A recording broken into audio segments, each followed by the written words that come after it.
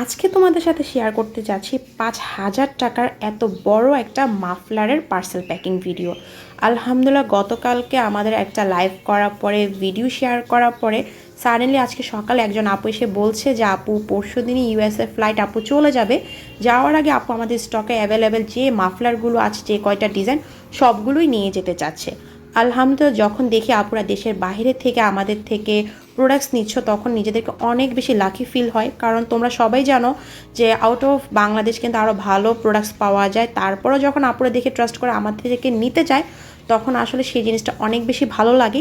Even কি আপু price নিয়ে কোনো বার্গেনিং করেনি বা এতগুলো নিচ্ছে তাই কোনো ডিসকাউন্টও চায়নি, কোনো কিছুই চায়নি।